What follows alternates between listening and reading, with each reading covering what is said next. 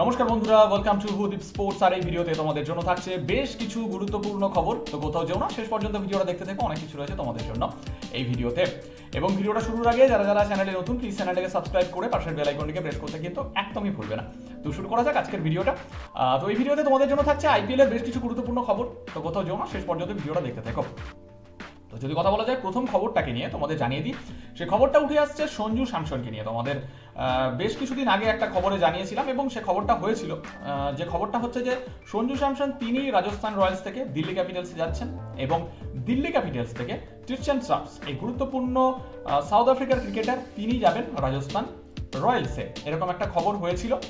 এবং যে খবরটা এখন শোনা যাচ্ছে যে দিল্লি ক্যাপিটালসের সাথে রাজস্থান রয়্যালসের এই ডিলটা কিন্তু পুরোপুরি কনফার্ম হয়নি এবং এই যে ডিলটা এটা কিন্তু আর কনফার্ম হবেও না এখনো অবধি যে খবরটা শোনা যাচ্ছে।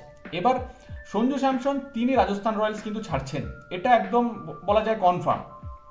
হয় তিনি অন্য কোনো টিমে একটা কোনো যদি ডিল ফাইনাল হয় সেখানে যাবেন, না হলে তিনি কিন্তু আইপিএল এর অকশনে আসবেন, এখনো অবধি যে খবর।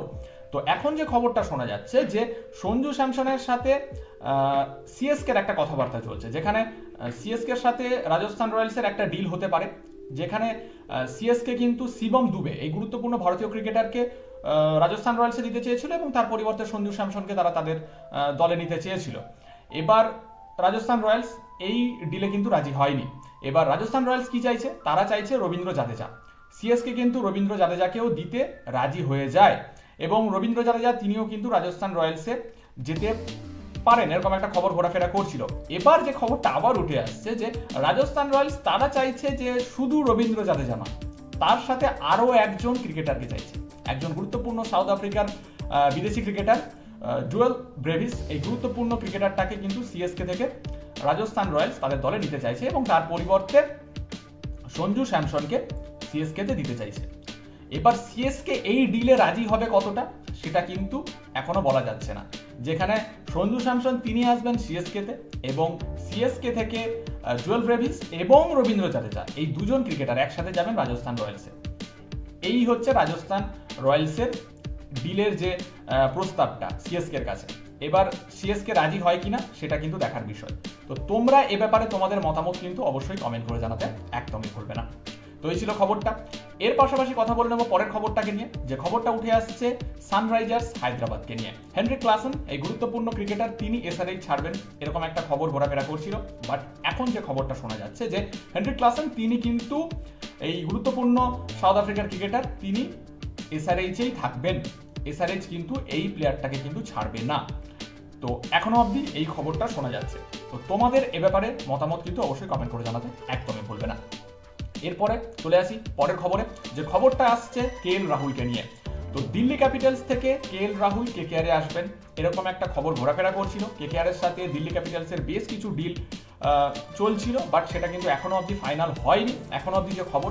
তো কেএল রাহুল এখনো অবধি যে খবরটা উঠে আসছে যে এই গুরুত্বপূর্ণ ভারতীয় উইকেট কিপার ব্যাটসম্যান তিনি হয়তো দিল্লি ক্যাপিটালসেই থেকে যাবেন, যেহেতু সঞ্জু স্যামসন তিনি দিল্লি ক্যাপিটালসে আসছেন না।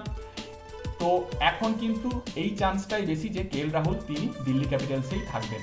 এর পাশাপাশি যেহেতু কেএল রাহুলকে কেকেআরে দিতে চেয়েছিল দিল্লি ক্যাপিটালস এবং তার পরিবর্তে বেশ কিছু বড় নাম তারা দাবি করেছিল তাদের দলে নামার জন্য, যেখানে অমৃত রঘুবংশী, হর্ষিত রানা, বরুণ চক্রবর্তী থেকে শুরু করে সুনীল নারিন, রিঙ্কু সিং, রমনদীপ সিং, এরকম বেশ কিছু বড় নাম তারা দাবি করেছিল।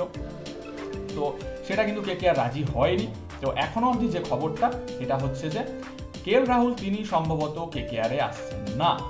তো কেকেআরের কাছে আইপিএল এর অকশনে ক্যামেরন গ্রিন, এই প্লেয়ারটা কিন্তু একটা বড় টার্গেটে থাকবে এবং সবকিছু ঠিকঠাক থাকলে হয়তো ক্যামেরন গ্রিন তিনি হয়তো কেকেআরে আসতে পারেন, এরকম একটা খবর কিন্তু ঘোরাফেরা করছে।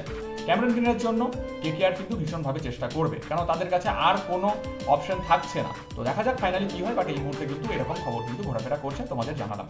তো তোমাদের এই ব্যাপারে মতামত কিন্তু অবশ্যই কমেন্ট করে জানাতে একদমই ভুলবে না। তো এই ছিল খবরগুলো। ভিডিওটা ভালো লাগলে অবশ্যই লাইক আর শেয়ার করে দাও এবং কমেন্ট করে তোমাদের মতামতগুলো জানিও এবং আমাদের চ্যানেলটিকে সাবস্ক্রাইব করে কিন্তু পাশের বেল আইকনটিকে প্রেস করতে একদমই ভুলবে না, তাহলে এরকম নতুন নতুন খবর আমাদের চ্যানেলে তোমরা সবসময় সবার আগে পেয়ে যাবে। দেখা হচ্ছে খুব তাড়াতাড়ি নতুন একটা ভিডিওতে, ততক্ষণের জন্য ভালো থেকো আর দেখতে থেকো হুদীপ স্পোর্টস।